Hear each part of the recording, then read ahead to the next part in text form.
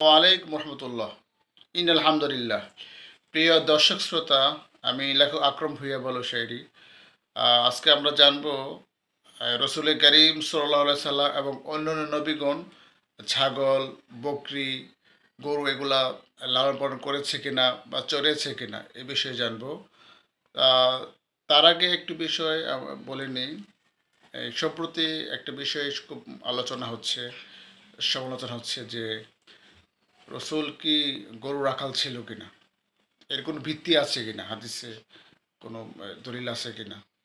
আমি বললাম হ্যাঁ, অবশ্যই আছে, দলিল আছে। দলিল দেওয়ার আগে একটু বিষয় আমরা জানবো যে রসুল সাল্লাল্লাহু সাল্লাম লালন পালন গরু বা বকরি এগুলা করছে, এর যদি কেউ শব্দচয়ন ভিন্ন মাত্রায় বলে, আহ, ইংরেজিতে বললো বা অন্য ভাষায় বললো, একটু খারাপ দেখায়। আসলে যারা এই ইংলিশে এই শব্দটা ইউজ করে বা ব্যবহার করে, আসলে ওনার হয়তোবা সবসময় ইংরেজিতে বলা অভ্যাস, এই জন্য মুখ ফুটে বলে ফেলেছে। এটা হতে পারে, স্বাভাবিক, এটা কোনো সমস্যা নাই। তো আমরা জানবো যে এর কোনো দলিল আছে কিনা, হাদিসে আছে কিনা এই ব্যাপারে। রসুল রসুল সাল্লাম ছাগল চলেছে কিনা আমরা জানবো। একটি হাদিস আমরা উল্লেখ করছি, সেটা হচ্ছে عن أبي هريرة رضي الله تعالى عنه قال قال رسول الله صلى الله عليه وسلم ما بعث الله نبيا إلا رعيا غنم। আচ্ছা, আবু হুরায়রা থেকে বলে, তিনি বলেন রাসূলুল্লাহ সাল্লাল্লাহু আলাইহি ওয়াসাল্লাম বলেছেন, এমন কোন নবী পাঠান নাই যিনি ছাগল চড়াননি। قال له أصحابه وأنت يا رسول الله قال أنا كنت।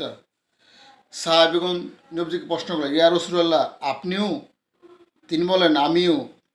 কয়েক কিরাতের বিনিময়ে আমি মক্কাবাসীতে ছাগল চড়িয়েছি। কয়েক কিরাত পরিমাণ আমি মক্কাবাসীতে ছাগল চড়িয়েছি। সোয়াদ রাদিয়াল্লাহু আল্লাহ বলেন, প্রতিটি বকরিও এক কিরাত পরিমাণ, এক কিরাতের বিনিময়। সহিহ বুখারী হাদিস নং 2262 নম্বর হাদিস। কিতাবুল বুয়ু অধ্যায়, ব্যবসা বাণিজ্য অধ্যায়। সুনান ইবনে মাজাহ 2149 নম্বর হাদিস। কিতাবুল বুয়ু, ব্যবসা ব্যবসা বাণিজ্য অধ্যায়। তা আমরা হাদিস থেকে জানলাম যে রসুল করিম সাল্লাল্লাহু আলাইহি ওয়াসাল্লাম ছাগল চড়িয়েছে। আল্লাহ তাআলা আমাদেরকে এই সঠিক কথার বুঝার উপর আমল করার তৌফিক দান করুন। আল্লাহুম্মা আমিন।